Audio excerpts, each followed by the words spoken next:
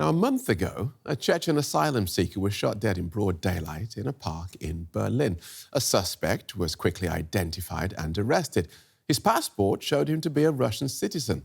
And since the victim had been a Chechen leader in the war against Russia 20 years ago, there is now widespread speculation here that he was killed by an agent of the Russian government.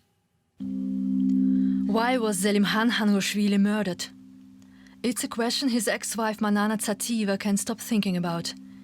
She says K sought asylum in Germany in 2016 because he was being pursued by the Russian Secret Service.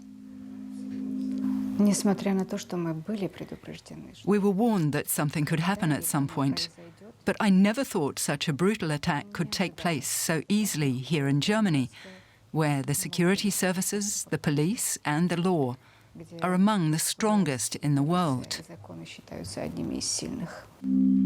On August 23rd, K was crossing this park in Berlin to visit a mosque. A man on a bicycle approached him from behind and fired several shots. The alleged gunman fled but was soon caught. The identities of the two men quickly raised suspicion. The victim Zelimkhan K was buried in his home country, Georgia. He belonged to the minority Chechen community there. Until 2005, he had been a commander in the Second Chechen War against Russia. That put him on Moscow's list of wanted terrorists. An attempt had been made on his life 4 years ago.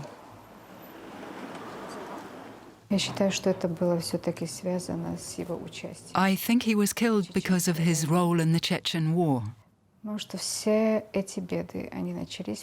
All these problems started when he came back from the war. The name of the alleged gunman is Vadim Sokolov, according to his passport. He arrived in Germany shortly before the attack, possibly using a fake identity. The investigative group Bellingcat believes K.'s assassination may have been ordered by the Russian Secret Service. Die Indizien ergeben sich aus dem Pass. The clues are in the passport used by the subject and in his visa application. Der Pass selber hat The name given on the passport doesn't exist in any Russian database. nirgendwo in einer russischen Datenbank zu finden ist. Did Moscow order the killing? Since the end of August, the suspected assassin has been held in this Berlin prison and is maintaining his silence. His Russian passport was issued under the name Vadim Sokolov, a false identity, according to media reports. Should the suspicion be confirmed, Russian secret services would become the focus of the investigation. Berlin's state prosecutors won't comment on speculation about Russian involvement. The motive behind the attack is difficult to pinpoint. We haven't found any evidence of a classic motive from the world of organized crime. We haven't found any personal motive between the parties. The case is being followed across Europe. Sergei Lagodinsky is a German member of the European Parliament. He says Berlin's local authorities are overwhelmed and wants federal prosecutors to take over the investigation. I think it would be wrong here to hesitate, because it is about our resilience as a country, and it is about our security situation and threat. It's better to act fast in a situation like this. But the official reaction so far has been too slow for Manana Tsativa. Even though she knows the situation is sensitive, the case has the potential to shake up German-Russian relations. Let's take a closer look at this case with Silvia Sturber. She's an expert on Eastern Europe and has just returned from Pankisi in Georgia, where Zelimkhan K came from. Welcome to DW. Let's start with the victim, Mr. K. Tell us more about him. I talked to his sister in Pankisi Valley, in his home village, and she said he was a very kind man, he was very helpful, and he was well respected among people. And what those people also say, that he was a religious man, but he was not an Islamist.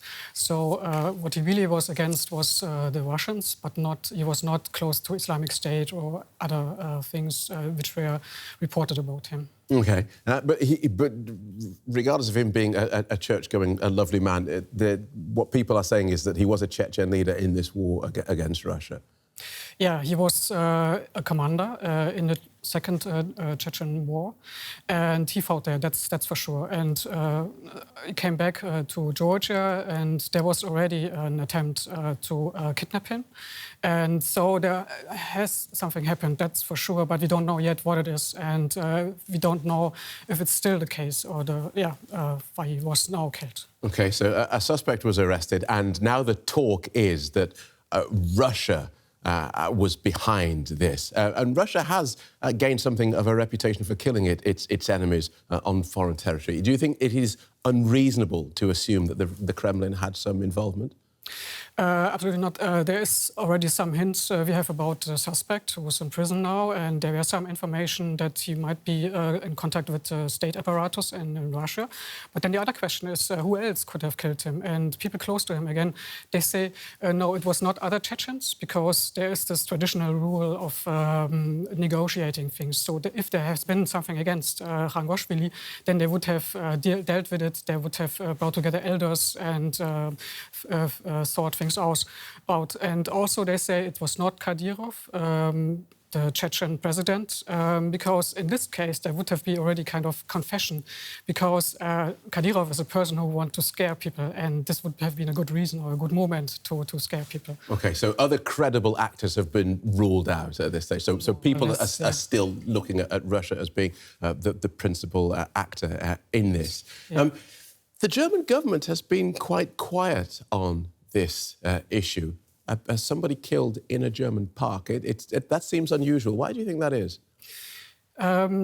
They are quite reluctant, I would say, to call it like state terrorism or something like this. They really want to wait until there is evidence, like really good evidence. Because in another case, the Skripal case in the UK, Theresa May was quite fast in pointing at the Russians, and she didn't...